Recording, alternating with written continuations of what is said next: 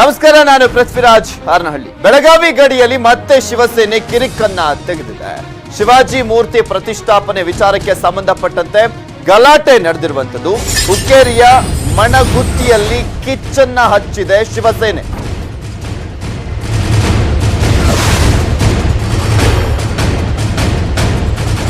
ಗ್ರಾಮದಲ್ಲಿ ರಾತ್ರೋರಾತ್ರಿ ಶಿವಾಜಿ ಮೂರ್ತಿಯನ್ನ ಪ್ರತಿಷ್ಠಾಪನೆ ಮಾಡಲಾಗಿರುವಂತದ್ದು. ಒಂದು ಗುಂಪಿನಿಂದ ಪ್ರತಿಷ್ಠಾಪನೆಯನ್ನ ಮಾಡಲಾಗಿದೆ, ಮತ್ತೊಂದು ಗುಂಪಿನಿಂದ ತೆರವನ್ನ ಮಾಡಲಾಗಿದೆ. ಹುಕ್ಕೇರಿಯ ಮಣಗುತ್ತಿ ಗ್ರಾಮದ ಎರಡು ಗುಂಪುಗಳ ವೈಮನಸ್ಸಿನಿಂದ ಈ ಒಂದು ಈಗ ವಿವಾದ ತಾರಕಕ್ಕೇರಿದೆ. ಮೂರ್ತಿ ಪ್ರತಿಷ್ಠಾಪನೆಗೆ ಶಿವಸೇನೆಯ ಕುಮ್ಮಕ್ಕಿದೆ ಎಂಬ ಆರೋಪ ಕೇಳಿ ಬಂದಿದೆ. ಎರಡು ಗುಂಪುಗಳ ನಡುವೆ ಗಲಾಟೆ ಕೂಡ ನಡೆದಿರುವಂತದ್ದು. ಪರಿಸ್ಥಿತಿ ಉದ್ವಿಗ್ನ ಸ್ವರೂಪವನ್ನು ಪಡ್ಕೊಳ್ತಾ ಇದೆ. ಹುಕ್ಕೇರಿ ತಾಲೂಕಿನ ಮಣಗುತ್ತಿ ಗ್ರಾಮದಲ್ಲಿ ಉದ್ವಿಗ್ನ ಪರಿಸ್ಥಿತಿ ಈಗ ನಿರ್ಮಾಣವಾಗಿದೆ. ಮೂರ್ತಿ ತೆರವು ಫೋಟೋ ಬಳಸಿ ಶಿವಸೇನೆ ಕಿರಿಕನ್ನ ತೆಗೆದಿದೆ. ಕನ್ನಡಿಗರಿಂದಲೇ ಮೂರ್ತಿ ತೆರವು ಅಂತ ಅಪಪ್ರಚಾರವನ್ನ ಮಾಡ್ತಾ ಇದೆ ಈ ಶಿವಸೇನೆಯ ಕಾರ್ಯಕರ್ತರು. ಈ ರೀತಿಯಾಗಿ ಅಪಪ್ರಚಾರವನ್ನ ಮಾಡ್ತಾ ಇರುವಂತದ್ದು ಮರಾಠಿಗರ ಮಧ್ಯೆ ವಿಷ ಬೀಜವನ್ನ ಬಿತ್ತಲಿಕ್ಕೆ ಯತ್ನ ಅಂತ ಕಿಡಿಕಾರ. ಹಿಂಗೆ ತೋರಿಸ್ತಾ ಇದೀವಿ, ಅಲ್ಲಿ ಶಿವಾಜಿಯ ಪ್ರತಿಮೆಯನ್ನ ಇಟ್ಟಂತ ವಿಚಾರಕ್ಕೆ ಸಂಬಂಧಪಟ್ಟಂತೆ ಈ ಒಂದು ವಿವಾದ ಎದ್ದಿದೆ. ಮೊದಲೇ ಯಾವಾಗ್ಲೂ ಕೂಡ ಈ ಕಿರಿಕ್ ಪಾರ್ಟಿ ತರ ಈ ಶಿವಸೇನೆ ಇಲ್ಲಿ ಪದೇ ಪದೇ ಕಿರಿಕನ್ನ ತೆಗಿತಾನೆ ಇರುವಂತದ್ದು. ಮಹಾರಾಷ್ಟ್ರದ ಗಡಿ ಭಾಗದಲ್ಲಿ ಇಲ್ಲಿ ಮೊದಲೇ ಮಹಾರಾಷ್ಟ್ರ ಆಗಿರ್ಬೋದು, ಕರ್ನಾಟಕ ಆಗಿರ್ಬೋದು, ಮಳೆ ಮತ್ತೆ ಕೊರೋನಾದ ವಿಚಾರಕ್ಕೆ ಸಂಬಂಧಪಟ್ಟಂತೆ ತತ್ತರಿಸಿ ಹೋಗಿದ್ದಾವೆ ಎರಡೂ ರಾಜ್ಯಗಳು. ಈ ಸಂದರ್ಭದಲ್ಲಿ ಈ ರೀತಿಯಾದಂತ ವಿಚಾರಕ್ಕೆ ಇಲ್ಲಿ ಜಗಳವನ್ನ ಹತ್ತಿಸುವಂತ ಕೆಲಸ, ದ್ವೇಷವನ್ನ ಬಿತ್ತುವಂತ ಕೆಲಸವನ್ನ ಶಿವಸೇನೆ ಮಾಡ್ತಾ ಇದೆ. ಛತ್ರಪತಿ ಶಿವಾಜಿ ಮಹಾರಾಜ ಮೂರ್ತಿಯನ್ನು ಯಾವ ರೀತಿ ಕುಣಿಸಬೇಕಾಗಿತ್ತಲ್ಲ ಆ ರೀತಿ ಇಲ್ಲಿ ನಡೀಲಿಲ್ಲ. ಕೆಲವೊಂದು ಹುಡುಗರು ರಾತ್ರೋರಾತ್ರಿ ಬಂದು 2 ಗಂಟೆಕ 12 ಗಂಟೆ ಕುಣಿಸುವಂತ ಮಹಾಪುರುಷರವರಲ್ಲ. ಈ ಒಂದು ಕಾರಣದಿಂದ, ಈ ರಾತ್ರೋರಾತ್ರಿ ಕುಣಿಸಿದ ಕಾರಣದಿಂದ ಒಂದ್ ಸ್ವಲ್ಪ ಶಾಂತಿಯನ್ನು ಕಡ್ದೈತಿ ನೋಡ್ರಿ. ಇಲ್ಲಿ ರಾಜಕೀಯವಾಗಿ ಹಿನ್ನೆಲೆ ಷಡ್ಯಂತ್ರ ನಡೆದೈತಿ ಅನ್ನೋದು ನಮಗೂ ಕಂಡು ಬರತೈತಿ. ಆದ್ರೆ ಇದಕ್ಕೆ ಶಿವಸೇನಾದವರಾಗ್ಲಿ ಬೇರೆ ಸಂಘಟನಾದವರಾಗ್ಲಿ ಇಲ್ಲಿ ಬರುವಂತ ಅವಶ್ಯಕತೆ ಇಲ್ಲ. ಅಂತ ಸಮಸ್ಯೆನೂ ಇಲ್ಲಿ ಇಲ್ಲೇ ಇಲ್ಲ. ನಾವು ಮೂರು ಊರು ಸಂಬಂಧ ಅದಾವು. ಇಲ್ಲಿ ಮೂರು ಊರು ಕೂಡೇನ ಅದನ್ನ ನಿರ್ಣಯ ಬಗೆಹರಿಸ್ಕೊಂಡು ಅದನ್ನ ನಾವು ಮುಂದಿನ ಏನ್ ನಿರ್ಣಯ ತಗೋಬೇಕು ಅನ್ನೋದು ಈಗ ನಾಳಿನ ದಿನಮಾನದಲ್ಲಿ ನಾವು ಚರ್ಚೆ ಮಾಡ್ಕೊಂಡು ಅದನ್ನ ನಿರ್ಣಯಕ್ಕೆ ಬರ್ತೇವೆ. ಅವ್ರು ಬರುವಂತ ಅವಶ್ಯಕತೆನೂ ಇಲ್ಲ. ಅವ್ರು ಬಂದಿಲ್ಲ ಮತ್ತೆ ನಮ್ಮಲ್ಲಿ ರಾಜ್ಯಕ್ಕೆ ಹಚ್ಚುವಂತ ಅವಶ್ಯಕತೆ ಇಲ್ಲ. ಅವ್ರು ದಯವಿಟ್ಟು ಯಾರು ನಮ್ಮ ಬಾಂಧವರು ಇರಲಿ ಅಥವಾ ನಮ್ಮ ಯಾವ ಸಂಘಟನೆ ಇರಲಿ, ತಪ್ಪು ಕಲ್ಪನೆ ನಿಮಗೆ ಹೋಗಿದ್ದಿದೆ, ಆ ತಪ್ಪು ಕಲ್ಪನೆ ನೀವು ಅದನ್ನ ತಲೆಯಿಂದ ತೆಗೆದು ಹೋಗ್ರಿ, ಬರುವಂತ ಅವಶ್ಯಕತೆ ಇಲ್ಲ. ಇನ್ನು ಈ ಕುರಿತಂತೆ ಹೆಚ್ಚಿನ ಡೀಟೇಲ್ಸ್ ಅನ್ನ ನೀಡ್ತಾರೆ ನಮ್ಮ ಚಿಕ್ಕೋಡಿಯ ಪ್ರತಿನಿಧಿ ಲೋಹಿತ್ ದೂರವಾಣಿ ಸಂಪರ್ಕದಲ್ಲಿದ್ದಾರೆ. ಲೋಹಿತ್, ಈ ಟೈಮಲ್ಲಿ ಅವಶ್ಯಕತೆ ಇತ್ತ ಈ ವಿವಾದ ಅಂತ? ಹೌದು ಪೃಥ್ವಿರಾಜ್, ಏನಂತಂದ್ರೆ ಈ ಪುಂಡ ಶಿವಸೇನೆ ಒಂದಿಲ್ಲ ಒಂದು ವಿಚಾರವನ್ನು ಇಟ್ಕೊಂಡು ಯಾವಾಗ್ಲೂ ಕೂಡ ಏನಂತಂದ್ರೆ ಕನ್ನಡಿಗರ ಜೊತೆ ಕಾಲ್ ಕೆರೆದು ಒಂದ್ ರೀತಿ ತನ್ನ ಬೇಳೆಯನ್ನ ಬೇಯಿಸ್ಕೊಳ್ಳಲಿಕ್ಕೆ ಮುಂದಾಗತ್ತೆ ಅನ್ನುವಂತ ವಿಚಾರವಾಗಿ ಈಗ ಕೂಡ ಇದೇ ಒಂದು ಸ್ಪಷ್ಟ ಉದಾಹರಣೆ ಅಂತಾನೆ ಹೇಳ್ಬೋದು. ಏನಂತಂದ್ರೆ ಬೆಳಗಾವಿ ಜಿಲ್ಲೆ ಹುಕ್ಕೇರಿ ತಾಲೂಕು ಏನೋ ಮಣಗುತ್ತಿ ಗ್ರಾಮ ಇದೆ. ಮಣಗುತ್ತಿ ಗ್ರಾಮದಲ್ಲಿ ಶಿವಸೇನೆಯ ಕೆಲವು ಪುಂಡರು ಏನಂತಂದ್ರೆ ರಾತ್ರೋರಾತ್ರಿ ಅಂತ ಒಂದು ಶಿವಾಜಿ ಮೂರ್ತಿಯನ್ನ ಸ್ಥಾಪನೆ ಮಾಡ್ತಾರೆ. ಸ್ಥಾಪನೆ ಮಾಡಿದ ವಿಚಾರವಾಗಿ ಗ್ರಾಮದಲ್ಲೇ ಒಂದ್ ರೀತಿ ಅಪಸ್ವರ ಹೇಳುತ್ತೆ. ಮರಾಠಿಗರೇ ಒಂದು ಅಪಸ್ವರ ಎತ್ಕೊಂಡು ಇಂಥ ಒಂದು ಮಹಾಪುರುಷನ ಮೂರ್ತಿಯನ್ನ ನೀವು ರಾತ್ರೋರಾತ್ರಿ ಕೂಡಿಸಿದ್ರೆ ಹೇಗೆ ಅನ್ನುವಂತ ವಿಚಾರವಾಗಿ ಅವರು ಏನಂತಾರೆ ಮರಾಠಿಗರೇ ಖುದ್ದು ಮುಂದೆ ನಿಂತು ಆ ಮೂರ್ತಿಯನ್ನ ತೆರವುಗೊಳಿಸ್ತಾರೆ. ಮೂರ್ತಿನ ತೆಗೆದ್ಬಿಟ್ಟು ಕೆಳಗಡೆ ಇಟ್ಟು ಒಂದು ರೀತಿ ಸಕಲ ಗೌರವಗಳೊಂದಿ ಮೂರ್ತಿನ ಸ್ಥಾಪನೆ ಮಾಡಬೇಕು ಒಂದು ಖಡಕ್ ವಾರ್ನಿಂಗ್ ಅನ್ನ ಕೊಡ್ತಾರೆ. ಆದ್ರೆ ಶಿವಸೇನೆ ಇದನ್ನ ಏನಂತಂದ್ರೆ ರಾಜಕೀಯವಾಗಿ ಗಾಢವಾಗಿ ಬಳಸಿಕೊಂಡು ತನ್ನ ಪುಂಡಾಟನ ಮುಂದುವರಿಸಿಕೊಂಡು ಆ ಒಂದು ಏನ್ ಮೂರ್ತಿಯನ್ನ ತೆರವುಗೊಳಿಸಿರ್ತಾರೆ ಆ ಒಂದು ಫೋಟೋಗಳನ್ನ ಇಟ್ಕೊಂಡು ಸೋಷಿಯಲ್ ಮೀಡಿಯಾದಲ್ಲಿ ಹರಿಬಿಡುತ್ತೆ. ಏನಂತಂದ್ರೆ ರಾಜ್ಯ ಸರ್ಕಾರ ಮತ್ತೆ ಮರಾಠಿಗರ ಮೇಲೆ ಅನ್ಯಾಯ ಮಾಡ್ತಾ ಇದೆ. ಒಂದ್ ರೀತಿ ಏನಂತಾರೆ ಕನ್ನಡಿಗರು ಮರಾಠಿಗರ ಮೇಲೆ ದಬ್ಬಾಳಿಕೆ ನಡೆಸಿದರೆ, ಶಿವಾಜಿ ಮಹಾರಾಜರ ಮೂರ್ತಿಯನ್ನ ಒಂದ್ ರೀತಿ ಇವರೇ ಒಂದ್ ರೀತಿ ಕೆಳಗೆ ಇಳಿಸಿದ್ರೆ ಅನ್ನುವಂತ ಒಂದ್ ರೀತಿ ಬಿಂಬಿಸಿ ಒಂದ್ ರೀತಿ ಏನಂತಾರೆ ಮರಾಠಿಗರ ಮನಸ್ಸಲ್ಲಿ ಒಂದ್ ರೀತಿ ಕೆಟ್ಟ ಭಾವನೆಯನ್ನ ಬೀರೋ ರೀತಿಯಲ್ಲಿ ಸೋಷಿಯಲ್ ಮೀಡಿಯಾದಲ್ಲಿ ಕ್ಯಾಂಪೇನ್ ಮಾಡುತ್ತೆ. ಅದಾದ ಬಳಿಕ ತಾವೇ ಶಿವಸೇನೆಯವರೇ ಮುಂದೆ ಬಂದು ಒಂದು ಹೇಳಿಕೆಯನ್ನ ಕೊಡ್ತಾರೆ.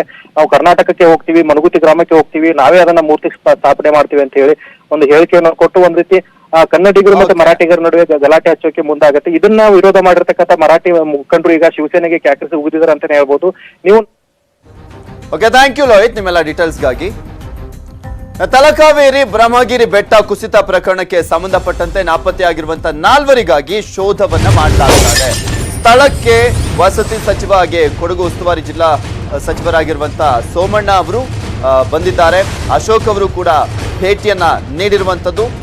ಇವತ್ತು ಕಂದಾಯ ಸಚಿವರಾಗಿರುವಂತಹ ಆರ್ ಅಶೋಕ್ ಅವರು ಕೊಡಗಿಗೆ ಹೋಗಿದ್ದಾರೆ. ಈ ಸಂದರ್ಭದಲ್ಲಿ ಕೊಡಗು ಜಿಲ್ಲಾ ಉಸ್ತುವಾರಿ ಸಚಿವರಾಗಿರುವಂತಹ ಸೋಮಣ್ಣ ಅವರು ಕೂಡ ಇರುವಂತದ್ದು. ಈಗ ಆಲ್ರೆಡಿ 3 ದಿನಗಳಿಂದ ಸೋಮಣ್ಣ ಅವರು ಅಲ್ಲೇ ಇದ್ದಾರೆ. NDRF ಸ್ಥಳೀಯ ಪೊಲೀಸರು ಕಾರ್ಯಾಚರಣೆಯನ್ನ ಮಾಡ್ತಾ ಇದ್ದಾರೆ. ಕಾರ್ಯಾಚರಣೆಯನ್ನ ಚುರುಕುಗೊಳಿಸಲಿಕ್ಕೆ ಸೂಚನೆಯನ್ನ ನೀಡಲಾಗ್ತಾ ಇದೆ. ಸ್ಥಳದಲ್ಲಿ ಅಧಿಕಾರಿಗಳಿಗೆ ಸೂಚಿಸಿದ್ದಾರೆ ಅಶೋಕ್ ಅವರು. ನಿಮ್ಗೆ ತೋರಿಸ್ತಾ ಇದ್ವಿ ದೃಶ್ಯಾವಳಿಗಳಲ್ಲಿ ವಿ ಸೋಮಣ್ಣ ಅವರು ಆ ಒಂದು ಸ್ಥಳದಲ್ಲೇ ಇದ್ದಾರೆ.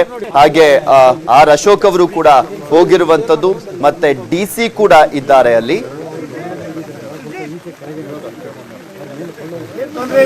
ಇದ್ರೂ ಪರವಾಗಿಲ್ಲ, ವೇಟ್ ಆದ್ರೂ ಪರವಾಗಿಲ್ಲ, ತರಿಸ್ಬಿಟ್ಟು ಹಂಗೆ ತೆಗೆದ ತಕ್ಷಣ ಅದನ್ನ ಹಂಗೆ ಜನ ತೆಗೆದು ಅದನ್ನ ಅದರಲ್ಲಿ ಮನುಷ್ಯ ಇದನ್ನ ಹುಡುಕ್ಬೇಕು, ತೆಗಿಯೋದು ಅಂತ ಮಾಡ್ಬೇಕು. ಎಲ್ಲರನ್ನ ಕರ್ಕೊಂಡ್ಬಂದ್ಬಿಟ್ಟು 100 ಜನ ಇದ್ರೆ 200 ಜನ, ಯಾಕಂದ್ರೆ ಕಂಟಿನ್ಯೂಸ್ ಕೆಲಸ ಮಾಡೋಕ್ಕಾಗಲ್ಲ. ಒಂದು 5 hours 6 hours ಕೆಲಸ ಮಾಡ್ತಾರೆ, ತಿರ್ಗಿ ಇನ್ನೊಂದು ಶಿಫ್ಟ್ ಬರಬೇಕು, ತಿರ್ಗಿ ಇನ್ನೊಂದು ಆ ಥರ. ಅದಕ್ಕಿಂತ ಸರ್ ನನಗೆ ತಾವು ಇಲ್ಲೊಂದು ಕೆರೆ ಇತ್ತು ಅಂತ ನಾನು ಅದು ಕೆಲಸ ಮೇಲೆ ಮಾಡೋದು ಕೆರೆ ಇತ್ತು ಅಂದ್ರೆ ಈ ಕುರಿತಂತೆ ಹೆಚ್ಚಿನ ಡೀಟೇಲ್ಸ್ ಅನ್ನ ನೀಡ್ತಾರೆ ನಮ್ಮ ಪ್ರತಿನಿಧಿ ರವಿ ದೂರವಾಣಿ ಸಂಪರ್ಕದಲ್ಲಿದ್ದಾರೆ. ಎಸ್ ರವಿ, ಕಂದಾಯ ಸಚಿವರು ಬಂದಿದ್ದಾರೆ, ಉಸ್ತುವಾರಿ ಸಚಿವರು ಕೂಡ ಇದ್ದಾರೆ, DC ಇದ್ದಾರೆ, ಸ್ಥಳೀಯ ಶಾಸಕರಿದ್ದಾರೆ. ಸೊ ಏನ್ ಸೂಚನೆ ಕೊಡ್ತಾ ಇದ್ದಾರೆ ಆರ್ ಅಶೋಕ್ ಅವರು? ಪೃಥ್ವಿರಾಜ್, ಏನೀಗ ಬ್ರಹ್ಮಗಿರಿ ಬೆಟ್ಟದಲ್ಲಿ ಆಗಿರುವಂತಹ ಕುಸಿತ ಏನಿದೆ ಅಲ್ಲಿ ಈಗಾಗಲೇ ನಿನ್ನೆ ಒಂದು ಮೃತದೇಹ ದೊರೆತಿರುವಂತದ್ದು. ಆದ್ರೆ ಉಳಿದಂತಹ ಇನ್ನು 4 ಜನರ ಮೃತದೇಹ ಇನ್ನೂ ಸಿಗ್ದಿಲ್ಲ ಇರುವಂತದ್ದು. ನಾರಾಯಣಾಚಾರ್ಯ ಇರ್ಬೋದು, ಅವರ ಪತ್ನಿ, ಹಾಗೇನೆ ಮತ್ತೆ ಇಬ್ರು ಸಹಾಯಕ ಅರ್ಚಕರೇನದು, ಅವರ 4 ಜನರ ದೇಹಗಳು ಇನ್ನೂ ಕೂಡ ಸಿಗ್ಲಿಲ್ಲ. ಹಾಗಾಗಿನೇ ಕಾರ್ಯಾಚರಣೆಯನ್ನ ಮತ್ತಷ್ಟು ತೀವ್ರಗೊಳಿಸಬೇಕು ಅಂತ ಹೇಳಿ ಈಗಾಗಲೇ ಕಂದಾಯ ಸಚಿವರಾದಂತಹ ಆರ್ ಅಶೋಕ್ ಅವರು ಕೂಡ ಸೂಚನೆಯನ್ನ ನೀಡ್ತಿರೋಂಥದ್ದು. ಅಂದ್ರೆ ಈಗ ಆಲ್ರೆಡಿ ಅಲ್ಲಿ ಸುಮಾರು 3 JCBಗಳನ್ನ ಬಳಕೆ ಮಾಡಿಕೊಂಡು NDRF ತಂಡ 20 ಸಿಬ್ಬಂದಿ ಇದ್ದಾರೆ, ಹಾಗೆ SDRF ತಂಡದ 20 ಸಿಬ್ಬಂದಿಗಳು ಕೂಡ ಇದ್ದಾರೆ. ಅವರೆಲ್ಲರೂ ಕೂಡ ಕಾರ್ಯಾಚರಣೆಯನ್ನ ಮಾಡ್ತಾರೆ, ಆದ್ರೂ ಕೂಡ ಇನ್ನೂ ಯಾವುದೇ ಸುಳಿಗಳು ಸಿಗ್ಲಿಲ್ಲ. ಆದ್ರೆ ಈಗ ಏನ್ ಮಾಡ್ತಿರೋಂತಹ ಕಾರ್ಯಾಚರಣೆ ಏನಿದೆ ಅದು ತುಂಬಾ ಒಂದ್ ರೀತಿ ತಡ ಆಗ್ತಿದೆ. ಈಗಾಗಲೇ 4 ದಿನಗಳು ಕೂಡ ಕಳೆದೋಗಿದೆ. ಮಣ್ಣಿನಡಿಯಲ್ಲಿ ಮತ್ತೆ ಸಾಕಷ್ಟು ದೊಡ್ಡ ಪ್ರಮಾಣದ ನೀರಿನ ಅಂಶ ಇರೋದ್ರಿಂದ ದೇಹಗಳೇನಾದ್ರೂ ಕೊಳೆತು ಹೋಗ್ಬಹುದು, ಆಗ ಮತ್ತೆ ಹುಡುಕೋದು ಕೂಡ ಕಷ್ಟ ಆಗ್ತದೆ ಅನ್ನಂತಹ ಹಿನ್ನೆಲೆಯಲ್ಲಿ ಇನ್ನಷ್ಟು ಸಿಬ್ಬಂದಿಯನ್ನ ಬಳಸ್ಕೋಬೇಕು. ಈಗಾಗಲೇ ರಾಜ್ಯಕ್ಕೆ ಬಂದಿರುವಂತಹ ಏನು 3 SDRF ತಂಡ ಇದೆ ಅವೆಲ್ಲರೂ ಕೂಡ ಇಲ್ಲಿಗೆ ಬಳಸ್ಕೋಬೇಕು. ಎಷ್ಟು ಸಾಧ್ಯ ಆಗುತ್ತೆ ಅವೆಲ್ಲಾ ಫೋರ್ಸ್ ಅನ್ನು ಕೂಡ ಬಳಸ್ಕೊಂಡು ತುಂಬಾ ತೀವ್ರಗತಿಯಲ್ಲಿ ಕಾರ್ಯಾಚರಣೆ ಮಾಡಬೇಕು.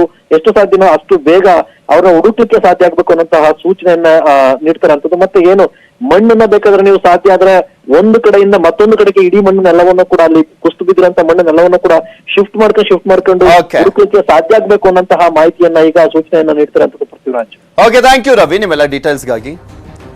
ಬಳ್ಳಾರಿ ನಾಲದಲ್ಲಿ ಯುವಕ ಕೊಚ್ಚಿ ಹೋದಂತ ಪ್ರಕರಣಕ್ಕೆ ಸಂಬಂಧಪಟ್ಟಂತೆ ಬೆಳಗಾವಿ ಜಿಲ್ಲೆಯ ಡುಮ್ಮ ಊರಬಿನಟ್ಟಿ ಗ್ರಾಮದಲ್ಲಿ ಘಟನೆ ನಡೆದಿರುವಂತದ್ದು. ಕಾರ್ಯಾಚರಣೆಯನ್ನ ಮಾಡಲಾಗ್ತಾ ಇದೆ. ಆ ಒಂದು ಪ್ರಕರಣಕ್ಕೆ ಸಂಬಂಧಪಟ್ಟಂತೆ NDRF ತಂಡದಿಂದ ಶೋಧ ಕಾರ್ಯ ಆರಂಭವಾಗಿದೆ.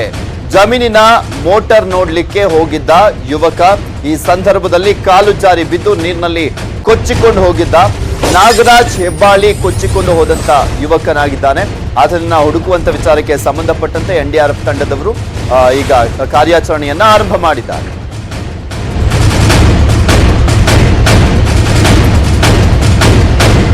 ಬಳ್ಳಾರಿ ನಾಲದಲ್ಲಿ ಕೊಚ್ಚಿಕೊಂಡು ಹೋದಂತ ಯುವಕನಿಗಾಗಿ ಈಗ ಶೋಧ ಕಾರ್ಯ ಆರಂಭವಾಗಿದೆ. ನಿಮ್ಗೆ ತೋರಿಸ್ತಾ ಇದೀವಿ ದೃಶ್ಯಾವಳಿಗಳಲ್ಲಿ. NDRF ತಂಡ ಹಾಗೆ SDRF ತಂಡದವರು ಕೂಡ ಇದ್ದಾರೆ. ಶೋಧ ಕಾರ್ಯವನ್ನ ನಡೆಸೋದಕ್ಕೆ ಈಗ ಆರಂಭ ಮಾಡಿದ್ದಾರೆ.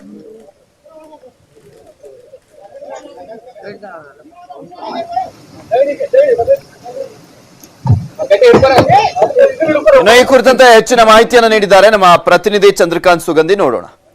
ಬೆಳಗಾವಿ ಜಿಲ್ಲೆಯಲ್ಲಿ ಬಳ್ಳಾರಿ ನಾಲಾ ಉಕ್ಕಿ ಹರಿದಿದ್ದು ಡುಮ್ ಉರುಬನಟ್ಟಿ ಗ್ರಾಮದ ಬಳಿ ಯುವಕನೊಬ್ಬ ನದಿಯಲ್ಲಿ ಕೊಚ್ಚಿ ಹೋಗಿದ್ದಾರೆ. ನೋಡಬಹುದು ನನ್ನ ಹಿಂಭಾಗದಲ್ಲಿ ಇರ್ತಕ್ಕಂಥ ಬಳ್ಳಾರಿ ನಾಲಾ ದೃಶ್ಯ ಇದು. ಬಳ್ಳಾರಿ ನಾಲಾ ದೃಶ್ಯ 2 ದಿನಗಳ ಹಿಂದೆ ನಾಗರಾಜ್ ಹುಬ್ಬಳ್ಳಿ ಅಂತಕ್ಕಂಥ 18 ವರ್ಷದ ಯುವಕ ತನ್ನ ಜಮೀನಲ್ಲಿರ್ತಕ್ಕಂಥ ಮೋಟರ್ ನೋಡಕ್ಕೆ ಬಂದಿದ್ದ. ಈ ಸಂದರ್ಭದಲ್ಲಿ ಕಾರು ಜಾರಿ ಬಿದ್ದು ಕೊಚ್ಚಿ ಹೋಗಿದ್ದಾನೆ. ಆತ ರಕ್ಷಣೆಗಾಗಿ ಈಗಾಗಲೇ SDRF ತಂಡ 2 ದಿನಗಳಿಂದ ಕಾರ್ಯಾಚರಣೆ ಮಾಡ್ತಾರೆ. ಇದುವರೆಗೂ ಕೂಡ ಇನ್ನೂ ಪತ್ತೆ ಆಗಿಲ್ಲ. ಕಾರ್ಯಾಚರಣೆಗೆ ಹಲವು ಅಡೆತಡೆಗಳು ಉಂಟಾಗಿದೆ. ಈ ಬಗ್ಗೆ ಮಾತಾಡಕ್ಕೆ SDRF ನ ಮುಖ್ಯಸ್ಥರು ಜೊತೆಗಿದ್ದಾರೆ. ಸರ್, ಏನೆಲ್ಲ ಅಡ್ಡಿ ಆಗ್ತಿದೆ ಒಂದು ಈ ಕಾರ್ಯಾಚರಣೆಗೆ? ನಿನ್ನೆ ಮಾರ್ನಿಂಗ್ 7:30 ಕಾರ್ಯಾಚರಣೆ ಮಾಡ್ತಾ ಇದ್ದೀವಿ. ಸಾಯಂಕಾಲ 7:30 ತನಕ ಮಾಡಿದ್ವಿ. ಬಟ್ ಇಲ್ಲಿ ನಮ್ಗೆ ಯಾವುದೂ ಸುಳಿವು ಸಿಕ್ಕಿಲ್ಲ. ಯಾಕಪ್ಪ ಅಂದರೆ ಇಲ್ಲಿ ಜಾಲಿ ಮರಗಳು ಜಾಸ್ತಿ ಇರೋದ್ರಿಂದ ಆ ಜಾಲಿ ಬೆಳೆ ಏನಾಗುತ್ತೆ ಅಂದರೆ ಬೋಟು ಸರಾಗ ಹೋಗ್ಲಿಕ್ಕೆ ಬಿಡ್ತಾ ಇಲ್ಲ.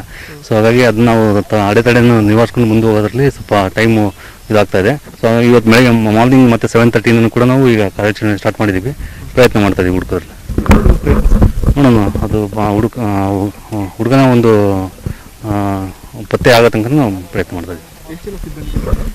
ಅರೌಂಡ್ 22 ಮೆಂಬರ್ಸ್ ನಾವು ಇಲ್ಲಿ ವರ್ಕ್ ಮಾಡ್ತಾ ಇದ್ದೀವಿ. SDRF ಟೀಮ್ ಮತ್ತು ಫೈರ್ ಸರ್ವಿಸ್ ಟೀಮ್ ಎರಡೂ ಕೂಡ. ಅಗ್ನಿಶಾಮಕ ಸಿಬ್ಬಂದಿ ಮತ್ತು SDRF ತಂಡ ಈ ಒಂದು ಕಾರ್ಯಾಚರಣೆ ನಡೀತಾ ಇದೆ. ಏನು ನಿನ್ನೆಯಿಂದಲೂ ಕೂಡ ಕಾರ್ಯಾಚರಣೆ ನಡೆದ್ರು ಕೂಡ ಯುವಕನ ಸುಳಿವು ಪತ್ತೆ ಆಗಿಲ್ಲ. ಹಾಗಾಗಿ ಎಲ್ಲಿವರೆಗೂ ಯುವಕನ ಸುಳಿವು ಪತ್ತೆ ಆಗೋದು ಅಲ್ಲಿವರೆಗೂ ಕೂಡ ಕಾರ್ಯಾಚರಣೆ ನಡೀತಿದೆ. ಈ ಒಂದು ಕಾರ್ಯಾಚರಣೆಗೆ ಡುಮ್ ಉರುಬ್ನಟ್ಟಿ ಸೇರಿದಂತೆ ಇತರ ಗ್ರಾಮಗಳ ಜನರು ಕೂಡ ಸಾಥ್ ನೀಡ್ತಾ ಇದ್ದಾರೆ. ಜೊತೆಗೆ ಏನು ಅಂತಂದ್ರೆ ಇವತ್ತು ಸಂಜೆ ಮತ್ತು ನಾಳೆವರೆಗೂ ಕೂಡ ಕಾರ್ಯಾಚರಣೆ ನಡೆಸ್ತೀವಿ ಅಂತ ಹೇಳಿ SDRF ಸಿಬ್ಬಂದಿ ಹೇಳ್ತಿರ್ತಕ್ಕಂಥದ್ದು. ಬೆಳಗಾವಿಯಿಂದ ಕ್ಯಾಮರಾಮನ್ ಪ್ರವೀಣ್ ಜೊತೆ ಚಂದ್ರಕಾಂತ್ ಸುಗಂಧಿ, ನ್ಯೂಸ್ 18 ಕನ್ನಡ. ಮಂಡ್ಯದ KRS ಜಲಾಶಯದಿಂದ ಹೆಚ್ಚಿನ ಪ್ರಮಾಣದ ನೀರನ್ನ ಬಿಡುಗಡೆ ಮಾಡಿರುವಂತಹ ಹಿನ್ನೆಲೆಯಲ್ಲಿ ಶ್ರೀರಂಗಪಟ್ಟಣದ ವೆಲ್ಲೆಸ್ಲಿ ಸೇತುವೆ ಬಳಿ ಪ್ರವಾಹದ ಭೀತಿ ಉಂಟಾಗಿದೆ. ವೆಲ್ಲೆಸ್ಲಿ ಸೇತುವೆ ಮೇಲಿನ ಓಡಾಟಕ್ಕೆ ತಾಲೂಕು ಆಡಳಿತ ನಿರ್ಬಂಧವನ್ನು ಹೇರಿರುವಂಥದ್ದು. ಸೇತುವೆಯ ಎರಡೂ ಬದಿಯಲ್ಲಿ ತಡೆಗೋಡೆ ನಿರ್ಮಾಣ ಮಾಡಿ ಬ್ಯಾರಿಕೇಡ್ ಕೂಡ ಹಾಕಲಾಗಿದೆ. ಸಾರ್ವಜನಿಕರು ಸೇತುವೆ ಮೇಲೆ ಸಂಚರಿಸದಂತೆ ಕಟ್ಟೆಚ್ಚರವನ್ನು ವಹಿಸಲಾಗಿದೆ. ಯಾವುದೇ ಸಮಯದಲ್ಲಿ ಡ್ಯಾಂನಿಂದ ನೀರಿನ ಹರಿವಿನ ಪ್ರಮಾಣ ಹೆಚ್ಚಾಗಬಹುದು ಅಂತ ಮುನ್ನೆಚ್ಚರಿಕಾ ಕ್ರಮವನ್ನು ಈ ರೀತಿಯಾಗಿ ವಹಿಸಲಾಗಿದೆ.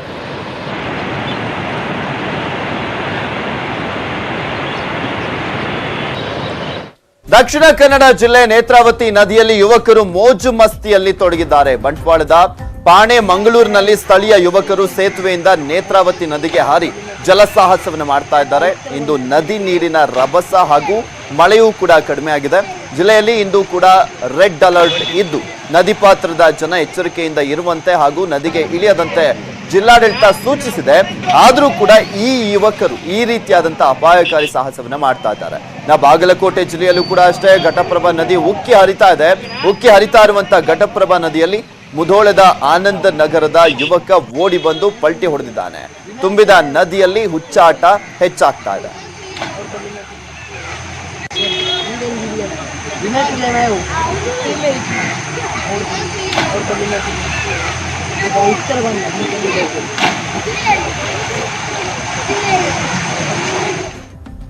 ಮತ್ತಷ್ಟು ಅಪ್ಡೇಟ್ಸ್ ಅನ್ನ ನೀಡ್ತೀನಿ, ಆದ್ರೆ ಅದಕ್ಕೂ ಮುಂಚೆ ಒಂದು ಸ್ಮಾಲ್ ಬ್ರೇಕ್. ಕಬಿನಿ ಕಾವೇರಿಯಿಂದ 1.5 ಲಕ್ಷಕ್ಕೂ ಹೆಚ್ಚು ಕ್ಯೂಸೆಕ್ ಹೊರಹರಿವನ್ನ ನೀರನ್ನ ಬಿಡಲಾಗಿರುವಂತಹ ಹಿನ್ನೆಲೆಯಲ್ಲಿ ಬೋರ್ಗರೆದು ದುಮ್ಮುಕ್ತಾ ಇದೆ ಹೊಗೇನಕಲ್ ಫಾಲ್ಸ್. ಚಾಮರಾಜನಗರ ಜಿಲ್ಲೆಯ ಹನೂರು ತಾಲೂಕಿನ ಹೊಗೇನಕಲ್ ರಮಣೀಯ ದೃಶ್ಯ ಡ್ರೋನ್ ನಲ್ಲಿ ಸೆರೆಯಾಗಿದೆ. ಹೊಗೇನಕಲ್ ಜಲಪಾತದ ದೃಶ್ಯ ವೈಭವ ನ್ಯೂಸ್ 18ಗೆ ಲಭ್ಯವಾಗಿದೆ.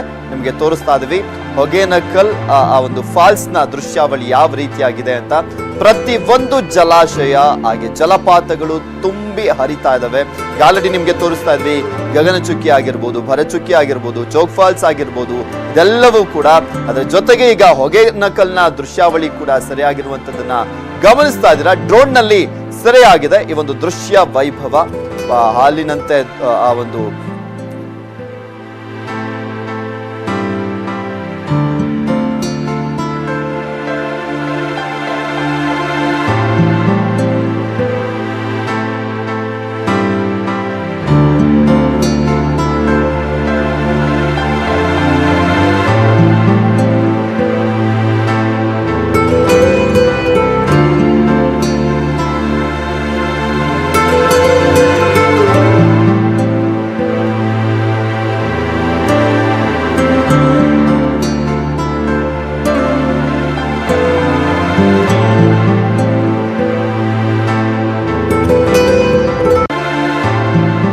ಹೊಗೇನಕಲ್ನ ದೃಶ್ಯ ವೈಭವನ್ನ ಗಮನಿಸ್ತಾ ಇದ್ದೀರಾ. ಹಾಲಿನಂತೆ ಉಕ್ಕಿ ಹರಿತಾ ಇದೆ. ಯಾಕೆಂದ್ರೆ ಇಲ್ಲಿ 1.5 ಲಕ್ಷ ಕ್ಯೂಸೆಕ್ಕು ಹೆಚ್ಚಿನ ನೀರನ್ನ ಬಿಡಲಾಗಿದೆ. ಕಾವೇರಿ ಆ ಒಂದು ಜಲಾನಯನದ ನೀರುಗಳು ಹೋಗ್ತಾ ಇರುವಂತದ್ದು, ನೀರು ಹರಿತಾ ಇದೆ. KRS ಡ್ಯಾಮ್ ನಿಂದ ನೀರನ್ನ ಬಿಡಲಾಗಿದೆ, ಆರಂಗಿ ಡ್ಯಾಮ್ ನಿಂದ ನೀರನ್ನ ಬಿಡಲಾಗಿದೆ, ಕಬಿನಿ ಡ್ಯಾಮ್ ನಿಂದ ನೀರನ್ನ ಬಿಡಲಾಗಿದೆ. ಅದೆಲ್ಲ ಒಟ್ಟುಗೂಡಿ ಹೊಗೇನಕಲ್ಗೆ ಹೋಗಿ ಸೇರ್ತಾ ಮುಂದೆ ಸಾಗುತ್ತೆ ತಮಿಳುನಾಡಿಗೆ. ಆ ನೀರಿನ ದೃಶ್ಯ ವೈಭವ ಇದು. ಗಗನಚುಕ್ಕಿ, ಭರಚುಕ್ಕಿ, ಅದಾದ್ಮೇಲೆ ಹೊಗೇನಕಲ್, ಈ ರೀತಿಯಾಗಿ ಸಾಗ್ತಾ ಹೋಗುತ್ತೆ ಆ ನೀರು. ಬಟ್ ಆ ದೃಶ್ಯ ವೈಭವ ಇದೆಯಲ್ಲ, ಅಪರೂಪಕ್ಕೆ ಕಾಣಿಸುತ್ತೆ ಈ ರೀತಿಯಾಗಿ. ಬಟ್ ಕಳೆದ 2-3 ವರ್ಷದಿಂದ ಇದೇ ರೀತಿಯಾದಂತ ದೃಶ್ಯವನ್ನ ನೋಡ್ತಾ ಇದ್ದೀವಿ.